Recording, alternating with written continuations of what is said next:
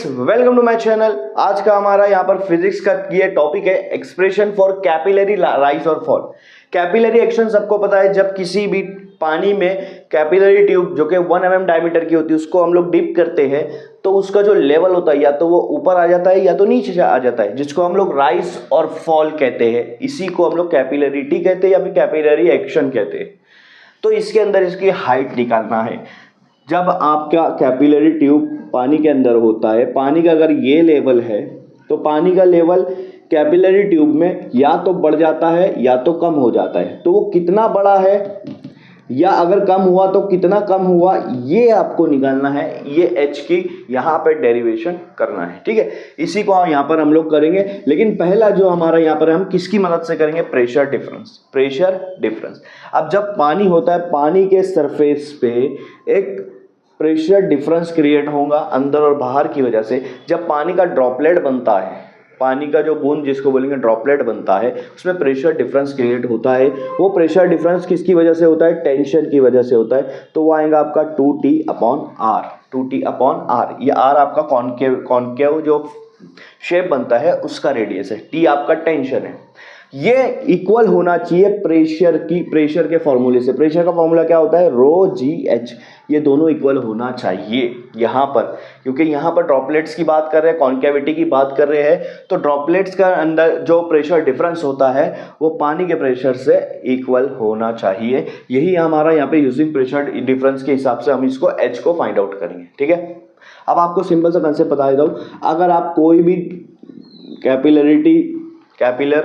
Capillary tube पानी में डालोगे तो यहाँ पे एक शेप क्रिएट होगा, मान लो इस तरह का शेप क्रिएट हुआ, ठीक है।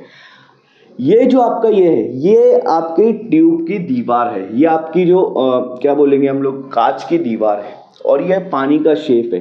पानी के शेप से अगर मैं एक टेंजेंट बनाता हूँ तो ये कांच की दीवार और इस टेंजेंट के बीच का जो एंगल बनेगा इसको कहते हैं एंगल ऑफ कांटेक्ट। इसको कहते हैं एंगल ऑफ कांटेक्ट, और वो यहाँ पर हमारा आएगा, उसके अंदर बात होंगी एंगल ऑफ कांटेक्ट की, ठीक है। अब मैं यहाँ पर एक चीज़ बना देता हूँ। ये जो आपका टेस्ट ट्यूब है, ठीक है, ये कैपिलरी ट्यूब है, इसकी कुछ ना कुछ तो रेडियस होंगी।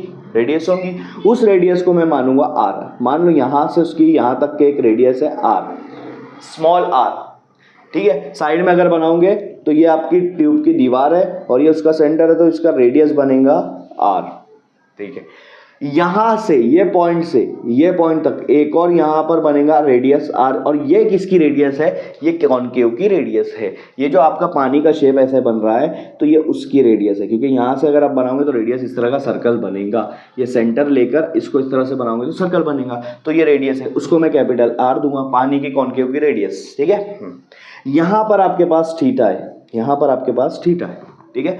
अगर मैं ये वाली लाइन देख रहा हूं तो स्ट्रेट लाइन है, इस पे एक हॉरिजॉन्टल लाइन बना दूंगा, खड़ी लाइन पे एक हॉरिजॉन्टल लाइन बना दूंगा, तो पूरा एंगल कितना आएगा, ये खड़ी लाइन है, यहाँ पे एक हॉरिजॉन्टल बना दूंगा तो ये एंगल आएगा 90 डिग्री, जिसमें से ऑलरेडी एक लाइन गुजरी है और ये एंगल थीटा है। तो बचा हुआ एंगल कितना आएगा, आप देखो यहाँ से यहाँ तक ये पूरा एंगल देखोगे, ये पूरा एंगल 90 डिग्री है, जिसमें से इतना थीटा आया, 90 में से इतना एंगल थीटा आया, तो बचा हुआ एंगल कितना आएगा, 90 माइनस थीटा। एग्जाम्पल अगर दे रहा हूँ, अगर ये एंगल 10 है तो बचा हुआ एंगल कितना आएगा, 90 में से 10 माइनस करेंगे 80 आएगा। तो अगर ये थीटा है तो बचा हुआ एंगल कितना आएगा, 90 में से थीटा माइनस करेंगे, वो बचा हुआ एंगल आएगा, ठीक है। अब यहाँ पे जो रेडियस निकाले, ये आपका इन दोनों के बीच में 90 डिग्री है, ये रेडियस के बीच में और ये वाला टेंजेंट के बीच में 90 डिग्री है, तो ये भी एक 90 डिग्री हो गया, ठीक है। अब ये 90 डिग्री में ये 90 माइनस थीटा है, तो ये कितना आएगा, ये 90 माइनस थीटा है तो ये कितना आएगा, ये थीटा आएगा, क्योंकि ये पूरा 90 है, ठीक है। ये अगर थीटा है तभी तो ये 90 माइनस थीटा आया, ये अगर 10 रहेगा तभी तो ये 90 माइनस 10 आएगा, तो ये थीटा आएगा। समझ में बात आ रही है, ये क्या आएगा, थीटा आएगा, ये थीटा आएगा। तो अब मेरे को ये जानना है कि ये वाला एंगल कितना है, यहाँ पे जो एंगल आ रहा है वो कितना है। हमने मैथ्स में पढ़ा है, जब दो पैरेलल लाइन के बीच में एक ट्रांसवर्स लाइन गुजरती है, यहाँ का एंगल जितना होता है यहाँ का एंगल भी उतना होता है। तो ये थीटा है तो ये भी क्या आएगा, थीटा एंगल आएगा। तो यहाँ पर समझ में आया आपको, कि इधर जो एंगल आ रहा है वो कौन सा है, थीटा आ रहा है, ठीक है। हाँ, अभी जो आर है, ये आर है, ये आप ना, ये ना तो एक्स एक्सिस पे ना तो वाई एक्सिस पे, इसका अगर मैंने दो कंपोनेंट किया तो यहाँ पर एक ऐसा आड़ा आएगा और एक खड़ा आएगा। तो आड़ा वाला जो आएगा वो आएगा आर कॉस थीटा, क्या आएगा, आर कॉस थीटा, और जो खड़ा वाला आएगा वो आएगा आर साइन थीटा। हमको आड़ा वाला चाहिए जो ये आर के बराबर आएगा। देखो ये आर के बराबर आएगा तो आर कॉस थीटा आएगा, और ये आर इधर आएगा तो आर साइन थीटा आएगा। मुझे आर के बराबर चाहिए, ठीक है। तो यहाँ से हमको ये पता चला कि स्मॉल आर के बराबर आएगा R cos theta. Small R के बराबर क्या आएगा, आर कॉस थीटा। अगर मुझे ये कॉस थीटा मैं इधर लेकर आया, यहाँ पे ये दोनों मल्टीप्लाई में इधर आके ये क्या हो जाएगा, डिवाइड हो जाएगा। तो स्मॉल आर से डिवाइड हो जाएगा आपका कॉस थीटा, आपको मिलेगा कैपिटल आर। कैपिटल आर की वैल्यू क्या आ रही है, आर अपॉन कॉस थीटा, ठीक है। इसको अगर मैं 1 पॉइंट दे दूंगा, ठीक है,